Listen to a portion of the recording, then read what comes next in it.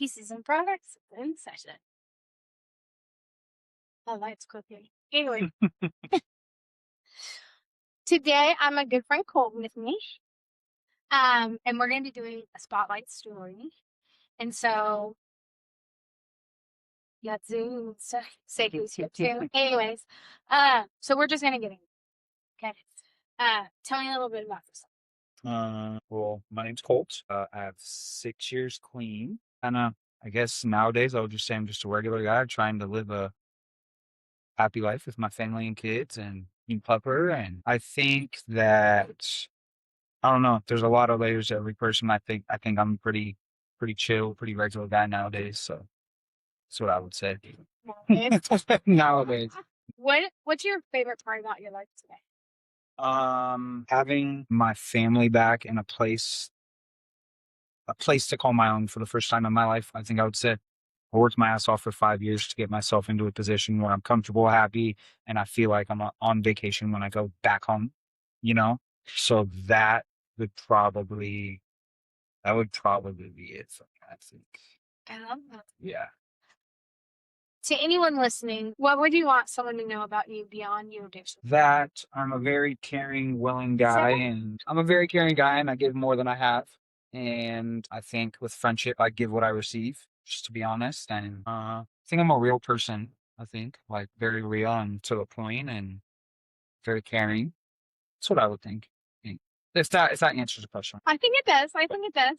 Okay. When did substances first enter your life? If you want to rewind all the way back, it'd probably be summer of 6th grade. I don't know the year, but my neighbors. Like summer going into 6th grade? Yes, summer going into 6th grade. My neighbors grew pot, and my brother were good friends with them. And it just kind of turned into a thing that we were going over there and hanging out. And eventually they said, "Hey, look, I got this. You ever done this?" And, any kid trying to be cool, "Oh, yeah, I do that all the time." And then it kind of evolved into what it was. You know what I mean? So, yeah, so 5th grade going into 6th, I started smoking pot and stealing beer from my stepdad. We had a refrigerator in the garage that was always full of beer. He never knew how much was in there or whatever. So we started drinking beer and smoking pot then. Because you were stealing beer. So, what were you, like 11, 12? Yeah. Okay. If I could explain a little backstory, I just came out of foster care. So there was obviously a lot of trauma from that. And then not really liking my surroundings at the time because my parents were strangers, you know what I mean? So it's easier we found an escape and we jumped to it, kind of. How long were you in foster care? 4 years. So you went into foster care when you were like 6, 7? Yeah. Maybe 8? Yeah. Yeah. And would you mind sharing when you went into foster care? My house got raided. To my understanding, my dad was cooking dope up there. And there was just cooking and using and a lot of things that weren't supposed to be happening. It's actually my first memory in my life, to be honest with you, is when we got raided, I was sitting on the porch. We had a Rottweiler named Sadie, and she had puppies, and I had a little puppy in my overalls. And the feds came to the house, cherries and blueberries everywhere. Got out of the car, started screaming and yelling. And then my dog, Sadie, she was trained for protection work. She came up and stood in front of me and started barking at the agents. The agents kept approaching. The dog kept approaching. And they ended up running into each other. And the cop shot my dog in front of me. And that's my first memory of my life, is remembering sitting there and watching my dog laying there dying. The cops came and yanked me up. Then it's all black. It's all gone. And then I remember about 6 months into foster care, there's a big gap there. But I remember 6 months into foster care, I was with a family that had all boys, and they did not like me there. The boys didn't? No. So I got bullied real bad when I was there, like tied up to my bed type shit, and when the parents were gone, and just crazy stuff, and doors locked and locked in the room until the parents came home because they didn't want to deal with me. So yeah, that happened. And then I moved from that family 2 years. I moved to the family that my brother was with. Okay, that was maybe my next question. Because I know you have 2 sisters. Yeah. And a brother. Yeah. So were you guys separated the whole time? My sisters were together. and they stayed with the same family the whole time. Great family. They're great people, the people they were with. My brother and I got separated at first. So the girls, we were all in, I think it was Kent. We were all in Kent. My sisters were together. My brother was with a family, and I was with another family. And then I got moved into the family with my brother, like I said, after about a year, year and a half, I think. And that family was great. It was a husband and wife. They had 2 daughters, and then me and my brother. And they were great people. That was a completely different situation than the first one I was in. First one was kind of toxic, and I mean, crazy part is all of them went to the same church, the people, but we wouldn't see each other that often, which was kind of crazy. I don't know if it was on purpose or what was happening, but me and my brother and sister didn't see each other much. I think I saw my sisters maybe 2 times, 3 times in that time span. And then my brother, I saw kind of more often, and I told him what happened or what was happening. And then he talked to the parents that he was living with. They then reached out and got me because at the time they only had one kid at a time. And then they reached out and got, I don't know if there's other permitting or things they had to do in order to get me. But yeah, then I moved in with them and was with them until we got out of foster care. Did you see your parents while you were in foster care? Supervised. And I'll go into a little detail that I don't tell much people right now. I got 2 different stories from 2 different parents. One parent said the other parent never showed up, ever. The other parent said they did show up, but they stopped showing up when the caseworker said because he was told that they didn't know who was going to get the kids back at the time. And it was kind of like one versus the other, and they're waiting to see who was the better fit. And one parent decided that he wanted, or they wanted us to get out sooner. So they stopped going. But I don't know what story's true. The other parent said that they just never showed up. But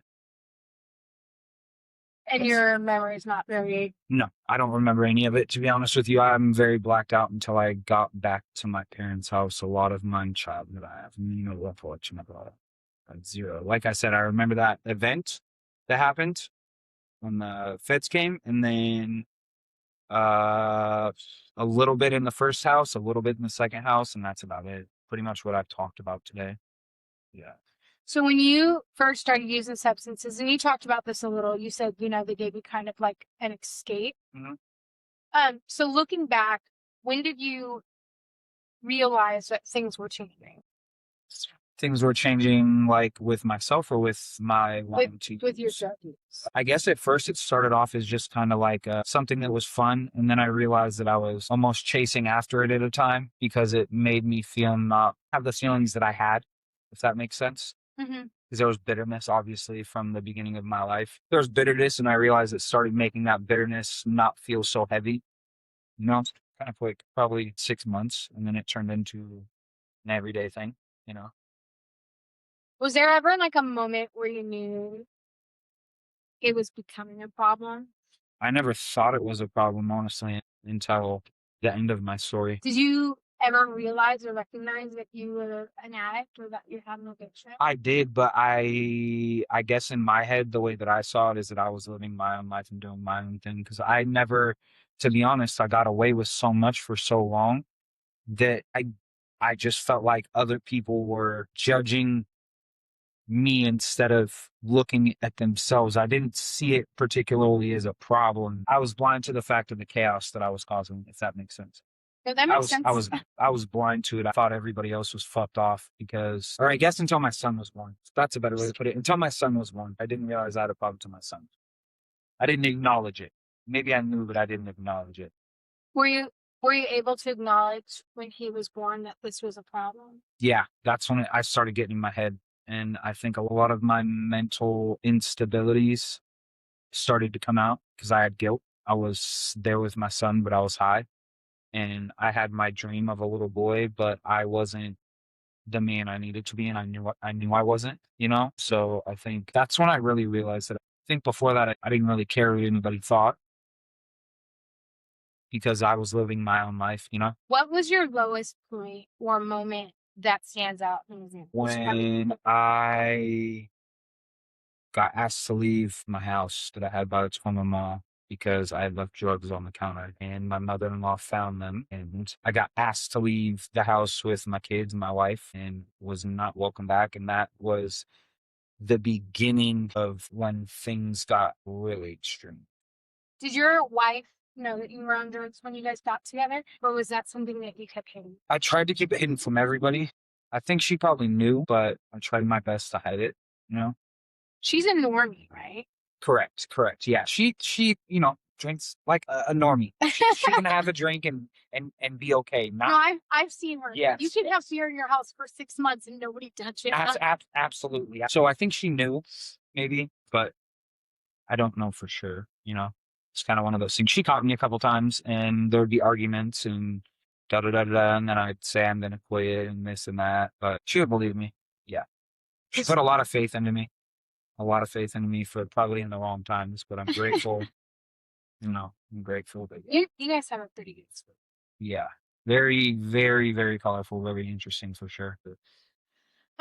What led you? Well, I tried to get help a plethora of times, probably as many as I have fingers on my hands at least.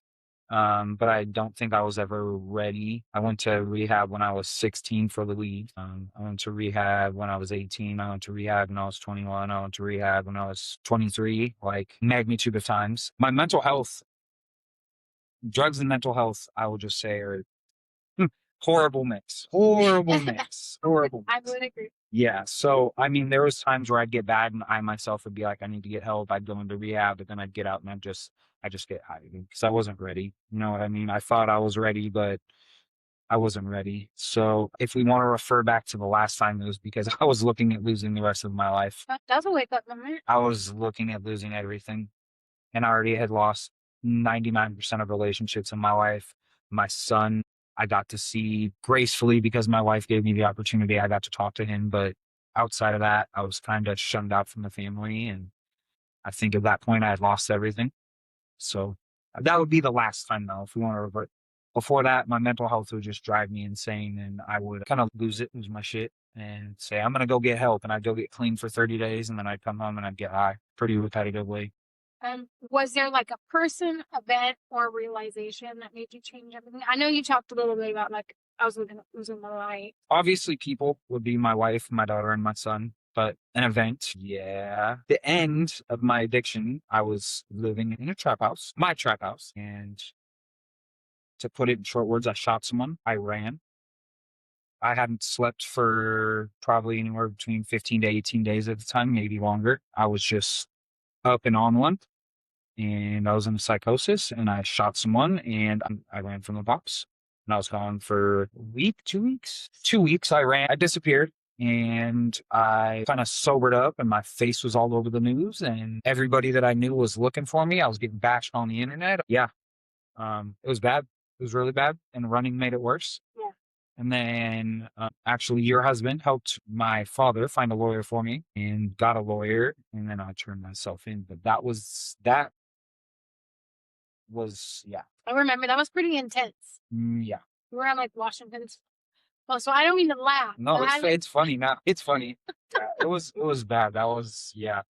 I think I needed that though. I'll be honest with you. I think I needed it. I think it was important for life to learn a lesson like that because I got away with it for my whole life. I would say that definitely changed the trajectory. Yeah. I mean, I sold drugs my whole life. I drove without a license. I did all the bad things and I never got in trouble. That's maybe why I didn't think I was in the wrong. I'm not getting in trouble. I'm not hurting anybody. Why does it matter what I'm doing with my life? You know what I mean? And then actually having to face the music, turn the TV on and see my face on there, talking about $1 million bail. Yeah, that changes someone's thought process. I might have fucked up. I might have fucked up a little bit. Yeah. Yep. What is the hardest part of early recovery? So I will say this, I'm very grateful. I had a lot of people in my corner that helped me when I was released to get me into the situations that I was into, i.e. rehab, Oxford, outpatient, AA meetings. But the hardest part, I think, was I came out abstinent. I hadn't used. In my head at the time, I felt like I had paid the price for the actions that I had made and not having trust from people at the beginning because I was so narrow-minded at the time. I wanted my son really bad. and I wanted trust to have my son and my daughter as well, obviously. But I wanted that trust and I wasn't getting it at first. And that pushed me really hard. It was really tough for me to accept the fact that just because I did time didn't mean that my actions were forgiven from all the people that I've hurt over that time. You know what I mean? Like, Yeah. I remember you were angry. I was very angry, and I will say I am very grateful for my wife for giving me the opportunity even today, considering all the chaos that I did cause. You know what I mean? It took a while, but I got an opportunity and I ran with it. But yeah, it's not being able to have my kids at first. At that point, because I had been locked up and then went straight into rehab, I feel like I didn't want to use anymore at that point, because obviously this is one thing that I say to everybody. There was a point where I decided I was done. And that's the first time I went into the courtroom and the judge listed off my charges, my bail. Then I walked out of that courtroom. And at the time for the charges I had, my attorney told me my mandatory minimum was 45 years. That, I think, is the moment I decided I didn't want to use anymore. But that doesn't mean that I didn't have moments, obviously, you know. Right. But that was the moment. And then when I got out, it was not being able to have my son and just feeling like everything I had ever worked for was gone. Because at that point, I had nothing left. You know what I mean? Anything that I did have, I didn't have anymore. I had a duffel bag full of clothes that didn't fit. When I walked out, I was chunky. My pants couldn't button. My shirt was like a belly shirt when I walked out, when they released me, and I had nothing. Luckily, I had people in my corner, which I'm very grateful for. What surprised you most about recovery? I got to see a whole side of life that I didn't think was possible for someone with the rap sheet and the decisions that I made. That, and then just people who you don't know who genuinely become like family because they care so much about you and your growth. You know what I mean? Recovery showed me that there are good people. Recovery showed me that there are moments that are going to be tough, but there's ways to get through those not alone. You know what I mean? That's what I think. And then just how beautiful life can be without drugs and alcohol and chaos. I was used to chaos my whole life. So being in recovery and having calm is, like I said earlier, going home is like vacation to me. I'm excited when I pull in my driveway because everything's okay and I'm doing what I'm supposed to be doing and I don't have to look over my shoulder worrying my bills aren't going to be paid. Or just that life can be okay without distraction. That's what I think recovery should be. What does recovery mean to you today? Okay, so I will say this too. Meetings, everybody's recovery plan is different. Yep.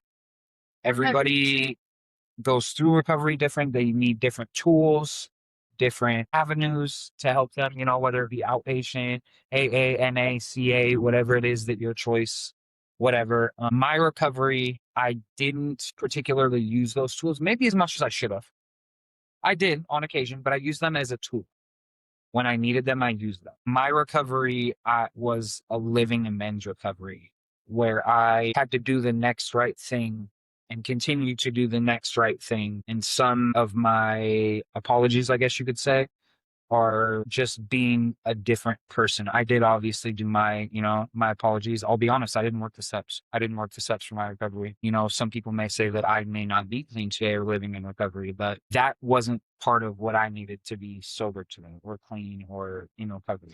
I think you bring up a very valid point, though, Colt. You said there's so many different recovery paths, and I think that that's a thing that people get really hung up. Like, to be in recovery, you have to work the steps. You have to do this. You have to do that. And I did work the steps, Yeah. right? But that was for me. Absolutely. And my recovery looks vastly different. Absolutely. I go to meetings. I have a sponsor. I have a sponsee. You know, but I don't dog people. Like, everybody's recovery is different. And I think it's so important that people understand that. And I teach this to my clients too. If recovery was a fucking one and be done, like this is what works for 100% of the people, we wouldn't be in the epidemic we are today. Absolutely. I agree 100%. I think that's a very important key piece that you mentioned when they're like, I didn't do this. I'm not going to lie about it. You know what I mean? It's been, to some people, I've heard positives and negatives about the way that I went about things. And some things were harder for me because I didn't go the route of meetings and sponsor. And don't get me wrong, maybe those things in the future may be something I go to. But you have been to meetings. I absolutely, yeah. You lived in Oxford. Yeah, I lived in Oxford. I did my one meeting a week. But it wasn't that for me wasn't what I needed to the way that I personally see being recovered or in recovery is I am doing the next right thing every time. I'm not lie, steal, cheat. I go by the book. I do what I'm supposed to do as a man. I provide for my family. I go to counseling. I still have mental health issues. I go to counseling. I'm on medication for it, and I have a fantastic wife who lets me vent to her and talk with her, as well as you, a best friend who lets me vent and talk when I have problems, and that for me works. And for everybody, it might not, but for me, that's what works, And I feel like I'm doing all right. I feel like you are too. I feel like I'm doing all right. I feel like you are. I kind of got my shit together a little bit nowadays. What do you wish people understood about addiction? I think that I wish people understood how scary it is and how there are people out there who do want to get better, but how hard it really actually is. A lot of people that haven't used before don't understand that a lot of the times that addiction is tied into trauma, and that trauma will run you back to that addiction without you ever even realizing. You won't even realize it. It happened to me a magnitude of times. I would, like I said, go to rehab, get out, everything was fine. And guess what? Boom, I'm back to using. It's a scary place to be in, and I think empathy is very important, and I think that letting somebody actually talk and explain their feelings, it's a dangerous, dark place to be in, and it's scary, and you feel very alone. You could have a million people in the room with you. I'm sure this has happened to you too. You're in a fucking trap house. There's a million people around, but you're sitting there feeling more alone than you've ever felt in your entire life. And that is some of the hardest emotions to deal with. Very dark. Yeah, because we're human beings, we're social creatures. We're wired for connection. Absolutely. And like I said, being in that room with, say, there's 5 people in there, but inside, no connection. It feels like there's nothing. You know what I mean? Mm-hmm. And just trying to have the best patience you can. I'm going to say this in the best way that I can with any addict. You have to be very precautious because it is such a hard thing for the addict as well. But having patience, protecting the people on the other side need to protect themselves as well. Because when you're in that dark place, a lot of dark things happen. You say a lot of dark things, you do a lot of dark things. So I think it's on both ends. It's a kind of a double-edged sword. Like I said, they need patience and an ear, but that solo person has to protect themselves. Yeah. You have to, because you just don't know. Like I said, it took me 10 tries, probably 10 tries. Yeah. I mean, what do you wish someone told you sooner? I think I heard what I needed people to tell me sooner, to be honest. I just wasn't ready for it. Was it, obviously people are saying the other side is brighter, I mean, stuff like that. I don't know. That's a hard one. That's a really hard one. Do you think someone could have said something to you sooner and made you change the course of your life? No, I stand behind every decision that I made, whether it be right or wrong. And I think that I made those decisions, and I take accountability and responsibility for them. And I don't think it mattered what anybody said. One thing I will say about addiction is you have to be ready. End of story. You could throw someone into rehab 100 times. If they ain't ready, they're going to come out and do the same thing over and over. Hence why some people have been 100 times. You have to be ready. That's just what it is. And I know that for a fact. Like I said, I can list off what I've been to rehabs across the country. I've been to rehabs across the state. I've been to rehabs right here. None of it worked. It didn't matter where I went. I wasn't ready until I was ready. Until I was ready, nothing was going to stop me. And unfortunately, as hard as that is to admit, I probably heard a lot of good things, and I had a life that I didn't need to be doing what I was doing, but I chose to. And that's why I said I stand behind those decisions. Those decisions made me into who I am today. And I'm proud of who I am today. You know what I mean? What are you most proud of today? That's really our question, because I have a lot to be proud of. Yeah, you do. I think the fact that I'm willing to better myself every single day. If I said it selfishly, it's that I'm willing to go through and do and change what I need to change in order to be the best man I can be for my wife, my family, and my friends. If it had to be an object, but I bought my first house, probably shit of that. That's a pretty crowning fucking achievement, friend. But I don't want to make it about a thing, because you know what? Things in life don't matter. Heart, mind, and happiness is what matters nowadays. Yes. Heart, mind, and happiness. What would you say to someone who's still struggling today? Can I kind of give an example of someone that I'm actually trying to currently help Yeah, on that? absolutely. Friend that I had since third grade is still out in active addiction, and I see him on occasion out on the street. He's been out on the street for about 5 years. Every time I see him, and I'd reach my hand out to any addict, but obviously, like I said, be guarded. I sit down with him and I ask him if he knows why he's doing what he's doing. Okay. And then I offer him help. That's what can I do? Because I don't think anything you can say to an addict is going to make him change. I'll be honest.